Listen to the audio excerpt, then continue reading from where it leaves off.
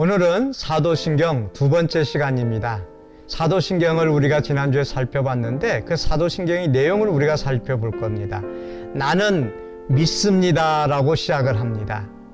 그러면은 그 내가 믿는 내용이 무엇인가를 우리가 생각할 수가 있는 것이죠. 우리 신앙인들은 믿음의 사람이라고 하는데 무엇을 믿느냐가 매우 중요한 건데 그 사도신경에 그 내용들이 구체적으로 나와 있습니다. 하나님에 대해서, 예수님에 대해서, 성령님에 대해서, 그리고 교회에 대해서, 그리고 성도의 교제에 대해서, 또한 죄 용서와 또 부활과 영생에 대해서 그러한 것들이 사도신경 안에 다 들어있다고 하는 것입니다. 그래서 이 사도신경은 우리 믿는 사람들의 가장 기본적인 핵심적인 신앙 고백이 되어야 하는 것이죠. 그래서 사도신경을 어느 때 공부를 하느냐? 사도신경을 공부할 때가 있습니다. 그때는 세례 받을 때입니다.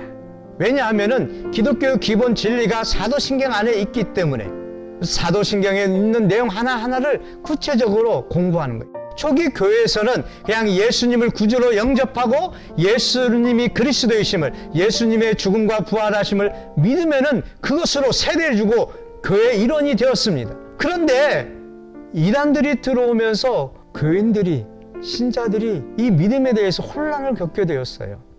그래서 사도신경을 외우는 것이 교회의 일원이 되는 가장 중요한 부분이 되었던 것입니다. 그러면은 우리가 세례 받았을 때 사도신경을 외웠을 텐데 그 사도신경의 내용을 우리가 기억하고 있나요? 우리는 사도신경의 내용을 잘 기억하지 못하고 그냥 외우기만 하는 것을 종종 볼 수가 있습니다. 내용보다 외웠다, 빨리 끝냈다 하는 그러한 단순한 과정으로 생각하게 되는 것이죠. 매주일 우리는 예배 시간에 사도신경을 합니다. 그 사도신경을 하는 이유가 무엇일까요? 예배를 드림에 있어서 그 예배가 나의 믿음으로 드리는 예배가 되길 원하기 때문에 그렇습니다. 즉, 나는 이러한 믿음을 가지고 예배를 드립니다 라고 하는 의미에서 사도신경을 우리가 외우게 되는 것이죠. 그래서 빨리 외우려고 할 필요가 없어요. 천천히 외워도 나의 마음, 나의 생각, 나의 머리로도 그것을 인정하면서, 그것을 믿으면서 우리가 외워야만이 온전한 사도신경을 하는 것이라고 할 수가 있습니다. 이 사도신경을 하면서 저는 조금 부족한 부분이 있다고 생각을 합니다. 왜 그럴까? 사도신경에 하나님에 대한 고백을 하는데 하나님은 전능하신 창조주 아버지 하나님이라고만 고백을 하거든요. 하나님에 대한 부분이 그 4개 안에 다 들어있다고 생각할 수는 없습니다. 하나님은 우리가 생각할 수 없는 더 많은 부분이 있어요. 예수님에 대한 고백도 마찬가지입니다. 예수님의 동정녀 마리아에게서 태어나심, 그리고 십자가의 죽으심, 부활하심, 그리고 승천하심, 다시 이 땅에 오심, 그러죠. 그런데 조금 거기에 아쉬운 부분이 있어요. 예수님의 삶에 대한 믿음의 고백이 없다고 하는 거죠. 예수님이 이 땅에 어떻게 사셨는가?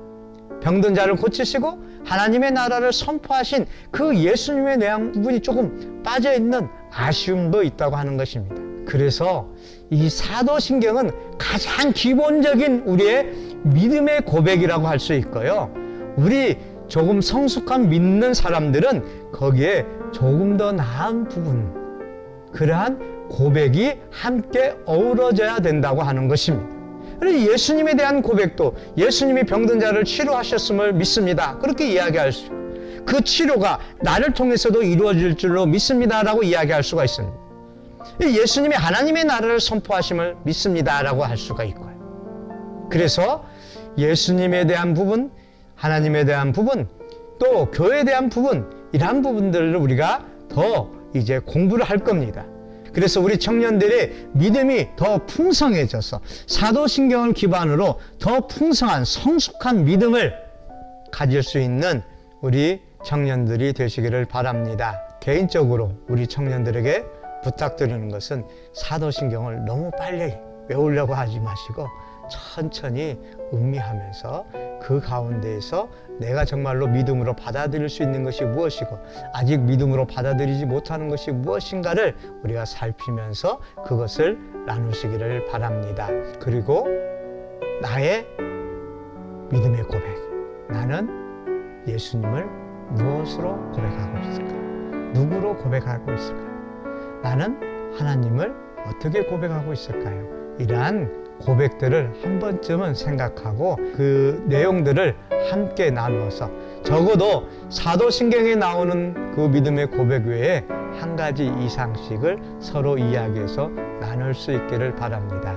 그래서 우리 청년들이 이 사도신경을 통하여서 건강한 신앙인 그리고 성숙한 신앙인이 되기를 소원합니다.